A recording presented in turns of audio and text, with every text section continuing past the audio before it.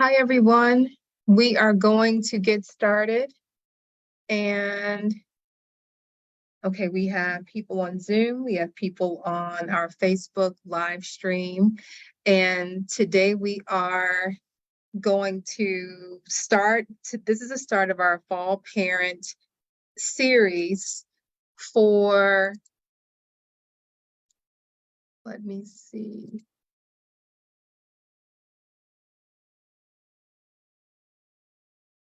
Okay, this is the start of our fall series for people, for families, for parents, for guardians, for people who are trying to figure out what to do after a diagnosis and how we think about and navigate school and therapy intervention for kids who have autism, learning disabilities, related challenges. And I'm your facilitator of this conversation, Landria Seals Green. I'm the executive director of Excel Prep Schools located here in Champaign, Illinois. So our school is located here in Champaign, and we opened our doors August 14th, and we are in week 8 of school.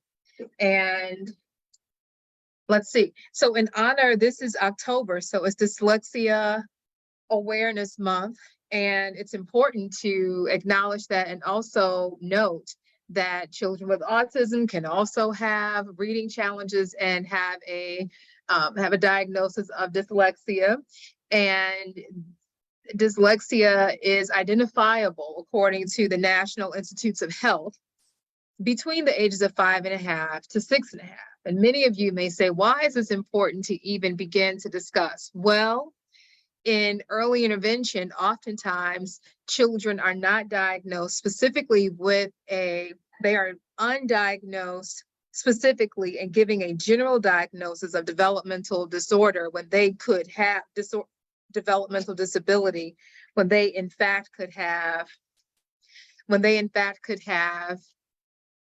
autism, they could have a language impairment, a specific learning disability, and even dyslexia.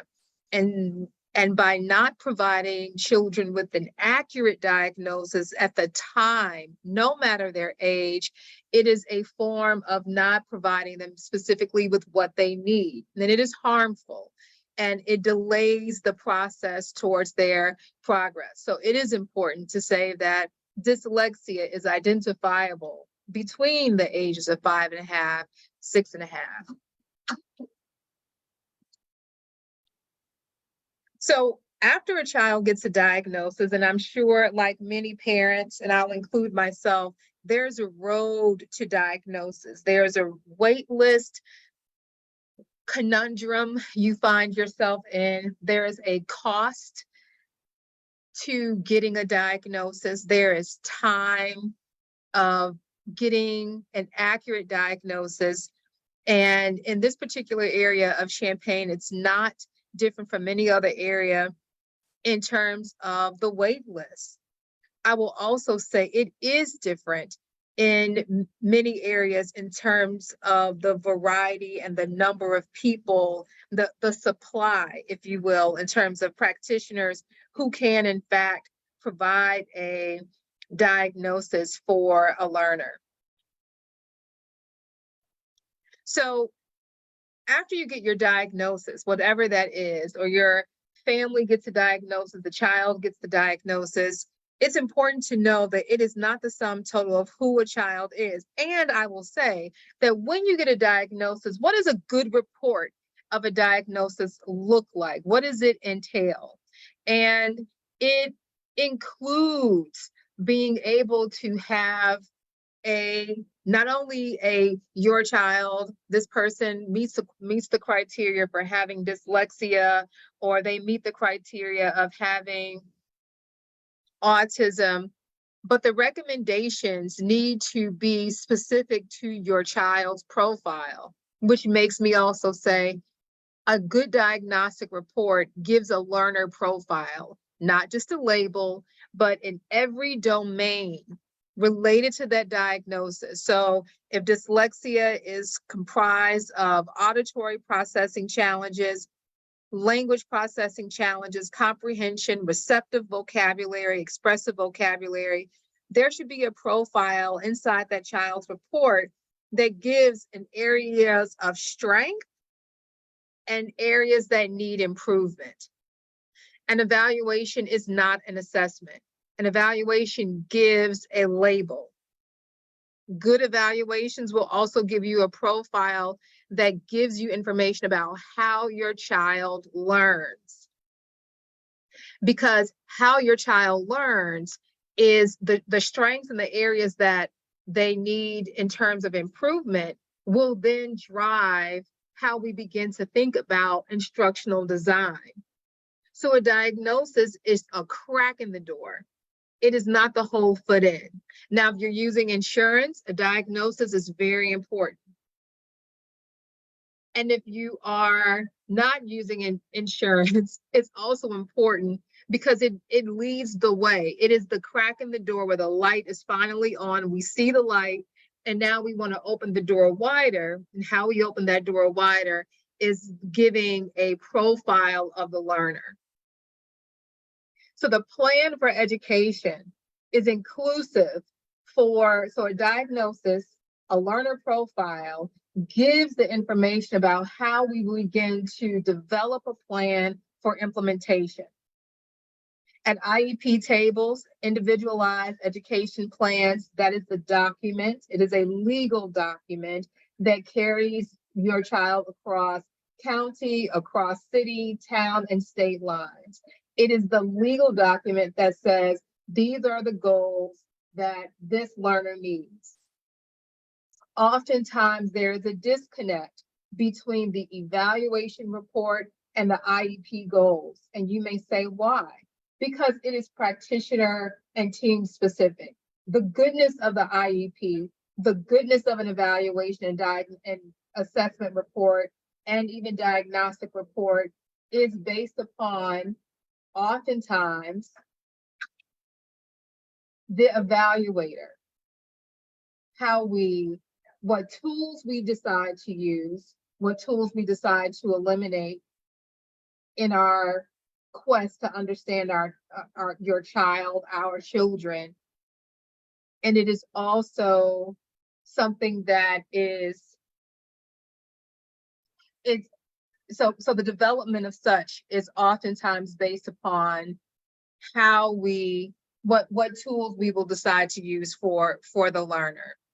All in all, your takeaway here is that the diagnosis is one part of the information, not even the sum total of who they are. And a good diagnostic report will include the profile of the learner that guides us in implementation. So there's a couple things to navigate. 3 areas that we will talk about. The development of the IEP, that's an area to navigate. You have to emotionally, I think, make room for the capacity and have capacity for the process, because the process itself is a slow process. And if you're a person like me, you're thinking that this process is so slow, it moves my child back. We're already behind, we're already delayed. It was a journey to get a diagnosis, and it's even more of a journey to get a good IEP. So that's one thing to navigate. We'll talk more about that. The second part of navigation is also service navigation within the community and school. It's important that we unwrap the differences and peel the onion, the service positions and the differences between navigating community and school, because they are not the same. The third thing that we will talk about today is the dedication, the time that is dedicated towards intervention and treatment.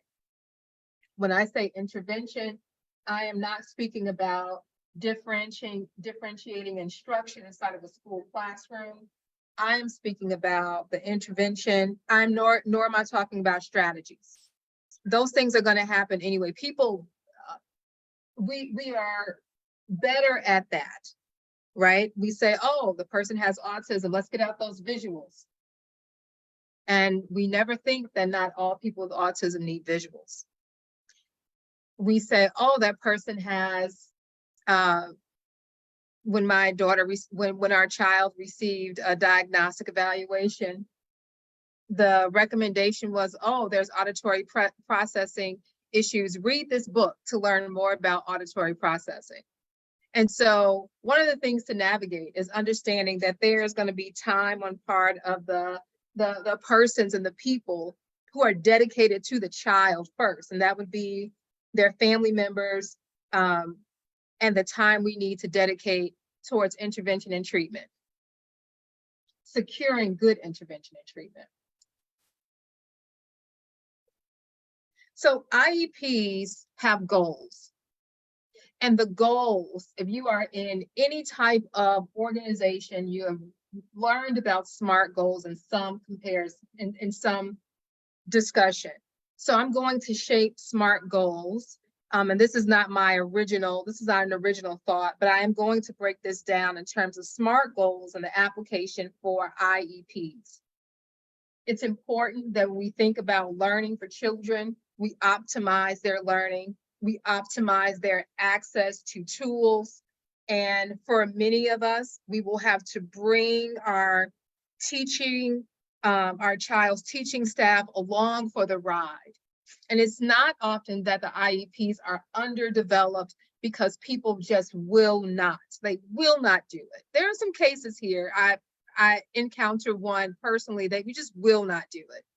But more often, the goodness of people is that they just cannot do it. It's a resource issue, it's a time issue. And so by tooling people who care about the child first in terms of families, guardians, relationships that you have, these people that you love, and you have a longer trajectory with them, SMART goals should be specific, measurable, attainable, results-oriented, and time-specific. Specific means that they should be detailed enough so when you read it, you know what is being worked on. So if we're looking at a reading goal, and the reading goal says, Johnny will identify letters A, B, C, D, E, F. So that's specific enough because we know what Johnny will be doing.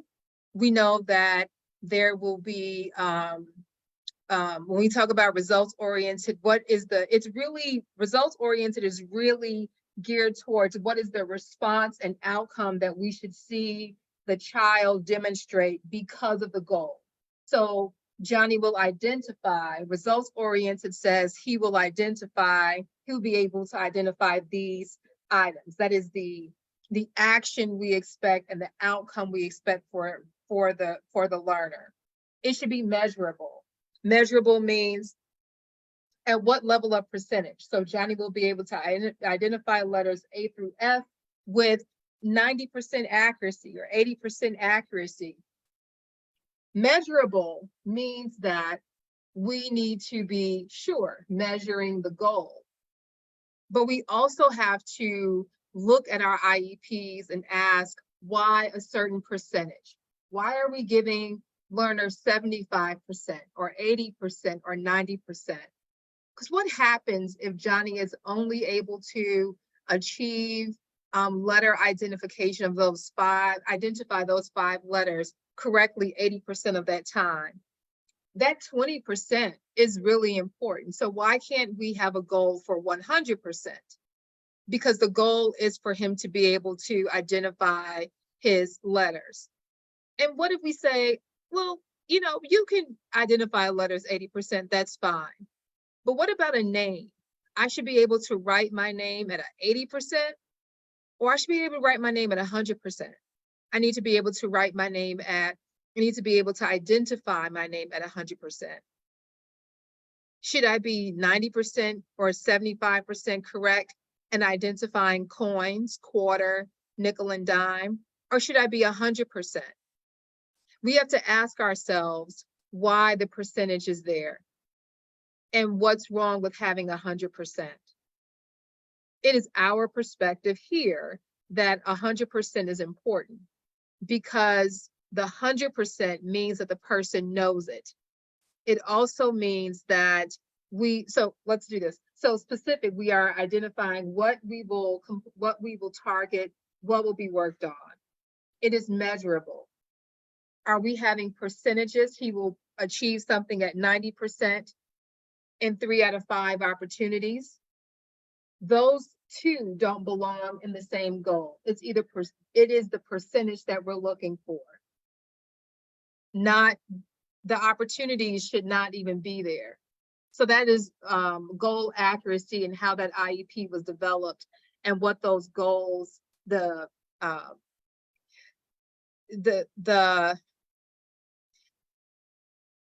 detail in developing that goal. Here's the harm in instruction of an underdeveloped or an erroneously developed IEP goal.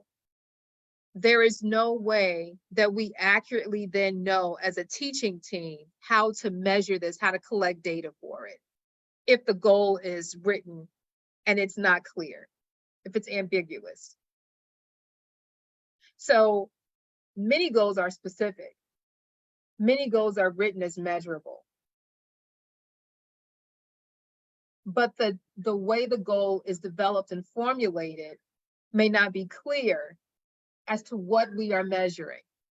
So if we're measuring something at 90%, it's 90%. You don't need opportunities because you have the 90%. When you put 90% inside of opportunities, if we're saying that Johnny is identifying the letter B at 90% in 3 out of 4 opportunities, are the opportunities, is each opportunity a day? Or is it the opportunity of 4 times he is seated next to his teacher that he will have to learn that one letter and demonstrate proficiency? Neither works, because Johnny's brain may need increased exposure to the letter B, increased teaching time to the letter B in order to get that it's a letter B. But if we only give him 4 opportunities, then he only has 4 chances to get it, which means that this goal is going to take us all year versus a matter of days. So oftentimes we have goals, we have SMART goals even, but because we have written them in such an ambiguous way, it is taking children longer to make progress because we're not setting the goal up, nor our data collection up for the intensive model that we say we have inside of our classrooms. Good intentions are present, but the way it's developed may not measure up. And then we ask, is the goal attainable? Who gets to decide if the goal is attainable? How do we decide a goal is attainable? Technically, you should be looking at data to decide if the goal is attainable. What baseline data do we have to say that this goal is attainable? Oftentimes, we are creating goals. We may or may not have baseline data. We may have baseline data, and we're still saying the person is not ready for that goal yet. He's not ready to identify uppercase letters. He's not ready to identify and start to decode consonant, vowel, consonant words.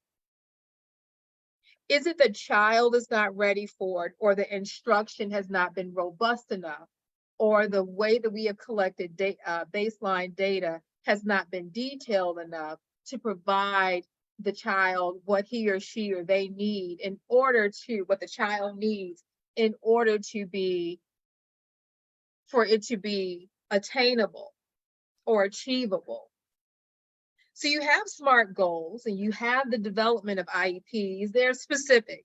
That's one That's one task in the development. It should be measurable by percentage or opportunity, not both inside the same goal. It should also be attainable as measured by baseline data. And it should be results oriented. The response outcomes should be specific for the child. I should know what the child should be able to demonstrate inside of this skill based upon how the goal is developed, and it should be time specific.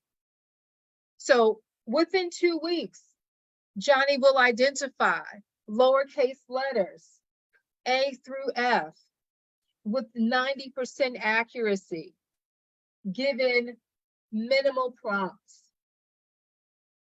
right? So right now, my goal is specific, it is measurable. I'm saying how we will help him. How will he achieve this? How will he attain this? It is results oriented, and I gave a time. You may sometimes see goals where the letters, you have 1 year where it's lowercase letters, and the next year or the next half of the year is uppercase letters. And then we wonder why some children present with challenging behaviors during instruction. It is because they're tired, you're tired, and I'm tired of seeing the same thing, the same stimulus material, and not enough behavior momentum inside of the instruction. None of these SMART goals give the responsibility of instruction on the teaching staff. It does not say, as a staff, we are going to increase the number of breaks the child has. It does not say we are going to provide this level of prompting. Yeah, there's a page in the IEP that says that, but it's not next to the goal. And because there's a distal, it's on page 8 and the goal is on page 4, it's not next to one another. So many human beings are not able to make that ready connection. Not everybody who has worked with your child has read their IEP. So this is what IEPs should look like. So the question is, and I think I've gone through this, how much time is dedicated to the skill development? How are questions that you should be asking at the table? How much time is dedicated to the skill development? How are groups? If the child is in a group, how are the groups decided and formulated? Are they ability-based versus diagnosis-based? All the kids who have learning disabilities are in the same group, or are they ability-based groupings? And is my child benefiting from said group? Is my child even benefiting from the general education, inclusion, socially or academically? It's one thing to be in the room. It's one thing to bring value to the room and the room to bring value to you.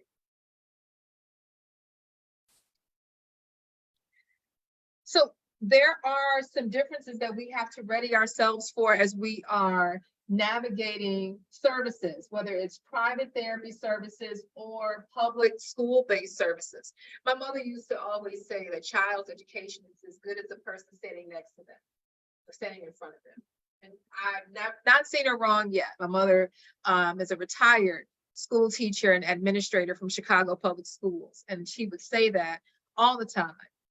And the service models are the clinical model, a school model, and a specialized school. We are a specialized school. We are a laboratory school, meaning we put behavior science with research, education research together, and we have a model that includes both of those to be able to, it's laboratory based. So we're thinking about research, reading research, and designing implementation programs for children based upon said research.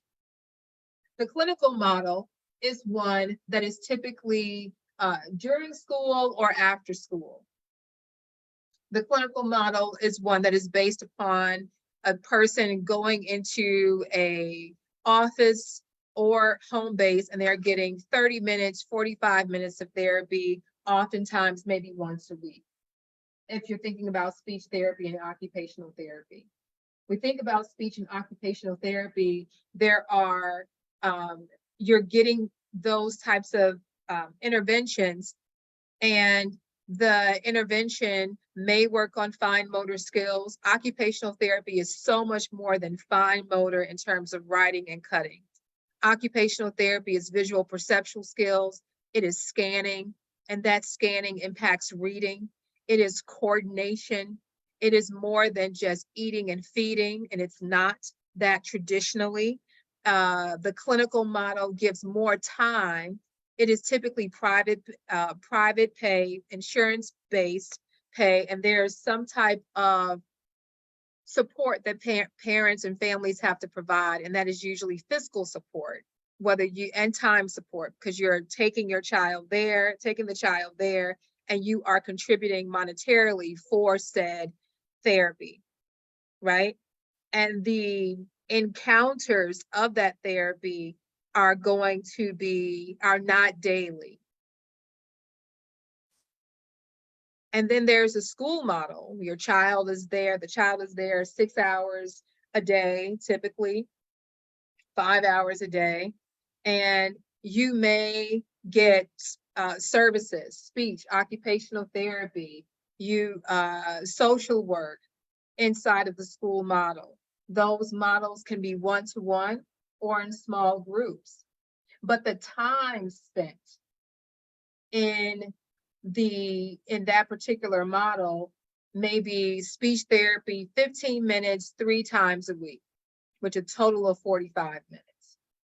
By the time my child is, and I always wonder, is the 15 minutes, does that start at the pickup from the classroom, or the person walking into the classroom, or when the person pulls out materials, and is that when the timer starts? So really, we're not looking at 15 minutes, you're looking at 10. If there's 15 minutes 3 times a week, you're looking at less than that. At our specialized school, it is what we do. We are providing the services inside of the classroom, in small groups, in one-to-one, and that is the intervention. And it's related to the reading, the writing, and the math. Core instructional classes that make science and social studies all happen better because you have the tool and the component skills necessary to learn and to acquire new information. A clinical model, parents often believe in that because there is I am bringing my person, the child, to the services. I can see those services happening. The school model, the services we do not see happen, but in both clinical and school and specialized school, we want to see the effects of that information, of the progress and the impact of services. The data analysis and measurement, how a team is creating plans, designing programs, designing instruction, and analyzing data and measuring requires questions. And how is the data being collected? How is it being analyzed? How often is it being measured and analyzed? I always tell parents to ask for the data at the end of every week. Put that inside of your IEP, that you will have a report, raw data, or a cumulative report by day of every occurrence that child had with the specialized team, instruction, related services, so that you can see how the child is doing. Because data changes that happen at the end of so progress monitoring in its truest form was developed so that progress would be monitored on a daily basis. Progress monitoring came from the Acceleration Data Camp. It has been watered down so much that we are progress monitoring, but not necessarily knowing what data we are looking at, how to analyze the data, but we have data. But oftentimes we are not measuring what we need to measure so that we can make decisions about a child's learning. We often talk about optimizing things for adults and creating spaces for adults who are neurodiverse, and yet we have not made those spaces make sense yet for children. And children are eventually going to grow up to be adults. And so we have this philosophy that we want the person to have an optimized learning experience. And that means that progress monitoring in its intention is looking at data and making data-based decisions for instruction, not what the changes the child needs to make, but what changes do we need to make in our instruction and our method. And giving everyone who has autism a visual it does not work. It does not work at all. And then we are thinking about what time is dedicated to the challenge. So if my child has a reading challenge, and we could be very well intended and say, we're going to address this dyslexia. We are going to work on it. I want you to work on it, not just give her strategies. We need intervention, so that intervention shifts how the brain is thinking, shifts how the brain is learning. That is intervention. Giving a strategy says that we will make accommodations. You need both, not one or the other. And special education is heavy in strategy and differentiating instruction. But think about it. If my child has dyslexia or dyscalculia, an issue in math, or an learning disabilities, or whatever they have, and we say, I'm going to differentiate instruction. And one of the strategies I'm going to use is give this child less. So the class is going to get a full sheet of 15 problems of single addition, right? 3 plus 2, 3 plus 5, 3 plus 3, 3 plus 1. But the person who has the diagnosis, I'm only going to give them 5. So who gets more opportunity to practice? Who gets to get great at this thing? The kids who have more numbers, who have more problems. And so we've missed the boat in terms of applying intervention so that the child gets it. Whether you give them less problems or not, they still need to get the skill. That's intervention. And I'm not going to be able to practice this intervention as much if I only have 4 opportunities to do so. So you need more opportunities. Some brains need more. Instruction is providing, it's almost engineering, if you will. It is engineering the child's learning, not environment, but the pattern of learning, so that they learn more, and they learn better, and there's retention. So what time are we dedicating to the challenge the child presents with? And is there evidence-based research in the practice? If we give everyone with autism a visual, we are not providing evidence-based research in our practices, because not every person with autism needs a visual. And if they need a visual, they don't need the same visual. Not everybody needs a picture. That works for some people with autism, not all. So these are the challenges. These are the things that you need to know about in terms of service navigation. And there has to be capacity for this meeting at the school, right? So what are some of our barriers to services? Hand-holding and not teaching towards critical thinking and independence. You cannot teach a child everything they need to learn, but you can teach them to think so they acquire additional knowledge. I cannot teach you all the animals and all the fruits in the world. I will not be able to. Some fruits don't even make sense. Some animals and nouns don't even make sense to teach children, right? Because of if you are learning persimmon, how many times do you encounter persimmon, right?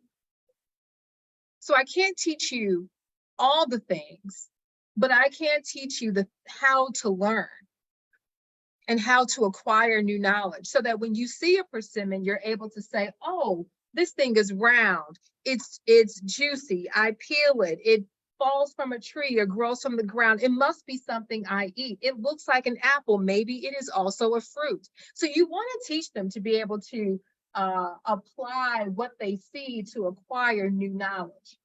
Oftentimes you have ABA therapy models that teach the one thing, and they teach that one thing, and they continue to teach that singular thing.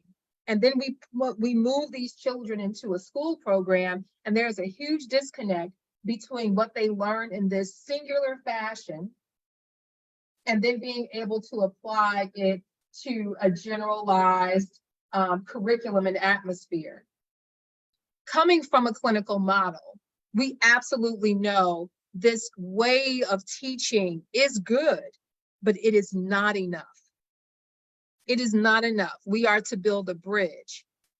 And the way that ABA therapy currently is shaped, especially in the Champaign-Urbana community, is such that we are not building children to be ready for the things they need to. We are focused on maladaptive behaviors, challenging behaviors.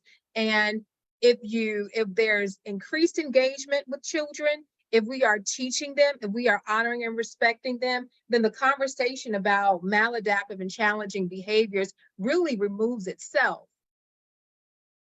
So barriers to learning inside of an IEP and barriers to learning inside of private therapy are that we are not necessarily teaching children to critically think. If my child is in interventions, particularly ABA therapy, and I am holding my consumers, my client's hand all the time, do they ever learn how to walk without someone holding their hand? Do they ever walk? Do they ever learn that? They don't. So now we are paying for an instructional model, a clinical model that does not foster the independence that it was originally designed to do. And I personally have a problem with that, which is why we also open Excel Prep. The other barrier to services is measurement. We are testing more than we are teaching. We expect children to walk into kindergarten made. I can't tell you how many families are talking about, my child is not yet reading, and so therefore I should retain my child. Retention, having a conversation about retention in 2023 is just so archaic. It's not only archaic to me, it's archaic to just best practices and better practices. So testing children when we should be teaching them, taking data and knowing how to analyze it. It really does begin. If you're going to change a profession, you change it at the place where we are teaching people to, we change it at the instructional level, at the pre-professional level where we're teaching and training new interventionists and teachers, right? And then there's room for professional development. But I have to know as a practitioner what I am measuring. I also need to know that there is importance in demonstrating, in teaching, and in practices. So when you teach reading, when we teach reading, we are thinking about phonics, phonological awareness, vocabulary comprehension, and fluency. Fluency is not talked about enough across any setting. We want children to be fluent in their ability to respond to information, to demonstrate information. Think about it. When you say hello to a person, you want them to be fluent to say hello in less than 2 seconds. Otherwise, the social partner has now walked away and returned, right? And so when we say, oh, in differentiating and oh, in strategies, we're going to give this child time to respond and say hello.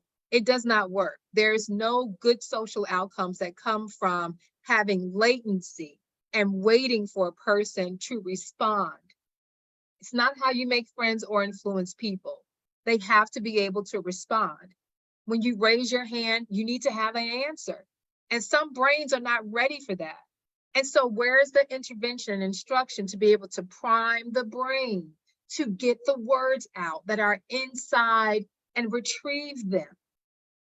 We can't talk about word retrieval and have no intervention for word retrieval. And the intervention is not a strategy. Intervention is intervention. It's rapid automatic naming. Those are tasks that improve a person's ability to respond. But if we don't know how we measure it and we keep testing and not teaching it, then the person who hangs in the balance of the disconnect that we have with intervention is the child. And I don't know about you, but I felt like my child's time was not enough, was so important I couldn't waste it.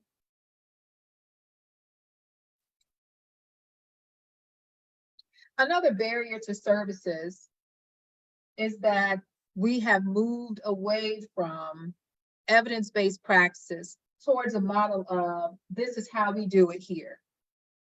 I've gone to more than a few IEPs across the country, and this is how we do it here is damaging to children. A few IEPs have said, you know, our occupational therapists here, we don't work on that. Has nothing to do with what the child needs. We just don't do it that way here. In terms of our IEP, so our family was, we enrolled our daughter into Unit 4 schools. And inside of Unit 4 schools, we were told that even though the neuropsychologist gave a diagnosis of, you know, dyslexia and all these things, that, you know, the person inside of special education says, you know, we don't feel like she has that because she's not doing poorly enough when we compare her to other poor readers in our community. That is not how learning disabilities work at all. And I'm a parent who understands diagnosis, diagnostics, evaluations, and assessments. And to hear that also meant how sad it is for families who don't have that information, regardless of socioeconomic status, to be denied services because someone's not doing poorly enough. That administrator went on to say, well, if your child, if you lived in a different community like Evanston, she would have a diagnosis of learning disabilities. My response was, I cannot professionally or personally absorb this information. And then I was thankful that I knew what types of intervention my child needs, and my child is reading and doing much better, not because of a system, but because of what we as a family decided to do in terms of intervention. But the sad truth is, one of the barriers to services is this is how we do it here model. It is non-evidence-based.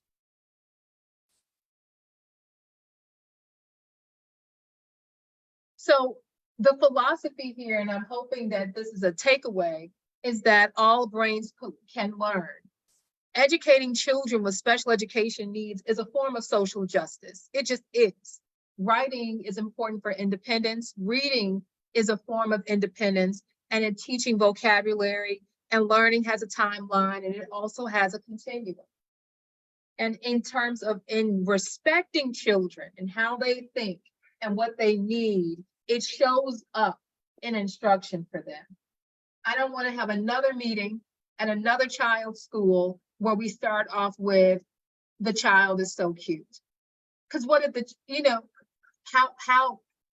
I don't know how that bodes well.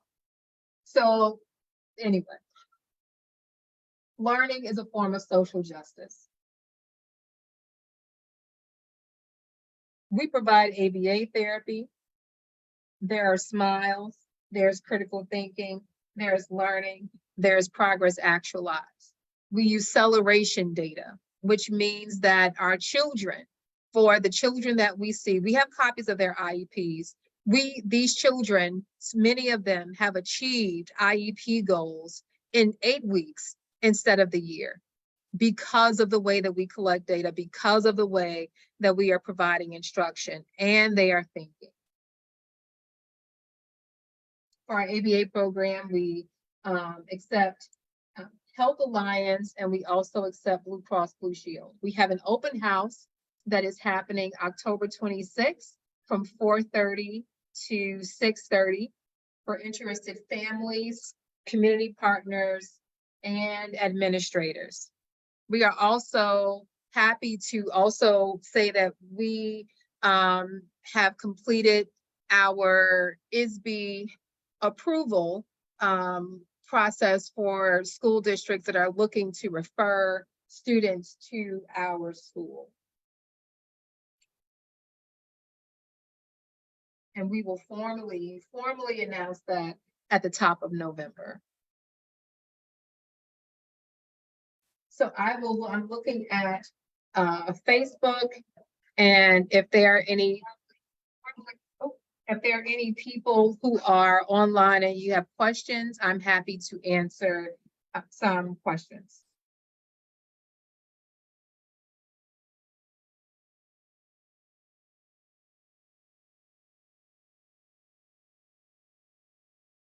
See, I'm looking at the chat. I don't see anything. And at the top of November. Let's see. I don't see any questions. So I really do thank everyone for coming on here, learning. If you want to learn more about our school, please visit our website, excelprepschools.com, to enroll your learner in our program. We are a school program. We are 8 a.m. to 3:15 p.m. Monday through Friday.